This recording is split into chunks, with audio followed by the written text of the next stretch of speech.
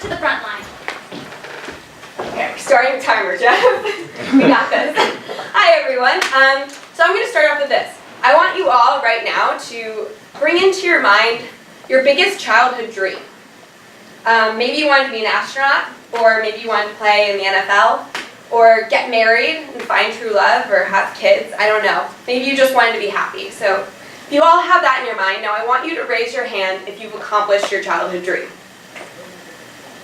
Okay, so look around. Not many of you.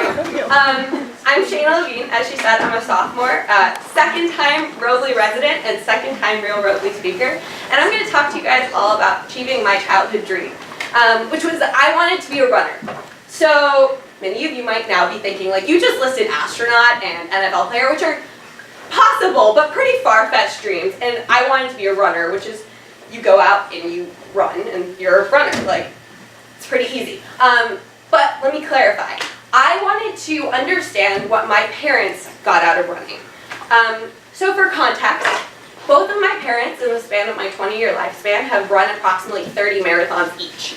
And for further context, the day that I was born, my mom went out, ran 10 miles, went into labor with me, had me, and then 2 weeks later ran the New York City Marathon, which conveniently, guys, was run today, 20 years later. Very cool fact. The fastest guy ran in 2 hours and 5 minutes and 59 seconds, so pretty cool. But yeah, my parents are athletes, and I was not. I was so not an athlete that my parents, being athletes, put me in every sport known to mankind because they really wanted an athletic child. Right? And I failed at each and every one of them, and I'm talking 20 sports, guys, in a unique and different way. I was the kid who kicked the soccer ball into our own goal. And I was the kid that people kind of low-key bullied because I was a detriment to the team. So my parents labeled me the arts child, and they just moved on. I was definitely a little bit of a disappointment. And so throughout all my life, I just had this dream of I wanted to be a runner, or at least understand what my parents saw in running, because I thought it was the worst thing ever. So I get to college, right, and I'm going to address a lot of you freshmen in the room. I had this thing where my whole life I was very goal-oriented. I'm not very growth-mindseted, I'm sorry. Where I needed a goal, and my whole goal in life was get into college. And then I got into college, and I got here, and I was like, well, darn, what's my goal? And I felt kind of lost, because I had a lot of work that I wasn't finishing all the time, and I just kind of felt like I wasn't always doing my best work, or at least I didn't have this tangible goal to work towards. So I started going to the gym, and I loved the gym. It was great, it was fine, still was not an athlete by any stretch of the means, I was just doing it for stress relief. But one day the gym was closed, and I was like, well, let's see if I could run.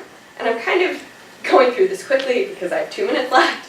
But I went out and I ran 8 miles because I'd been training a lot, which was refreshing because I was like, oh, I can finally not be a disappointment to my parents. I could finally potentially be a runner, right? And I still thought running was the worst thing ever, but I was like, let's just try it. And so that was back in March, and I was like, I'm going to train for a half marathon because that seemed more tangible than saying I'm going to train for a marathon, which is a lot. And so the whole summer I trained and I trained and I trained and I trained. And about 3 weeks ago, I ran my first half marathon. And it was it was one of the hardest things I've ever done in my entire life. I went out too fast. It was just brutal and painful and long, and it was funny because I crossed the finish line and I expected to feel nothing. I expected to just be like, oh my god, I'm done, thank god. But I almost cried. And I'm not a happy crier, so this was a total shock to me. And I realized something crossing that finish line, and that was this. My whole life I wanted to be a runner, and I wanted to understand what my parents got out of running. And for the most part of my training, I was training for them. I just wanted to not be a disappointment. But crossing the finish line, I realized that those 13.1 miles, or actually it was 13.2 because I was not efficient, were for me. That entire span of training 6 months for this goal that I never thought I would possibly achieve, I wasn't doing it for them. I was doing it for me. And so you guys have listened to me blabber on for about 4 minutes and 30 seconds now, and I'm going to give you a takeaway from this talk, right? And it's this. Go and find something that makes you happy, that doesn't make anyone else happy, or that people don't tell you should make you happy or that you're good at or whatever. Find something that makes you happy and just do that. Because as soon as I stopped running for my parents and running to figure out what made them happy about running. I found what made running like special for me, and that's that it gives me this sense of accomplishment and empowerment, and where I'm at mile 12 and I feel like I'm dying and I kind of just want to stop, but I'm the only one holding myself back, and I know I could just gut out that next mile, 0.2 or whatever. And so next year, just to like make myself accountable, I hopefully, exactly 1 year from now, plan to run the New York City Marathon.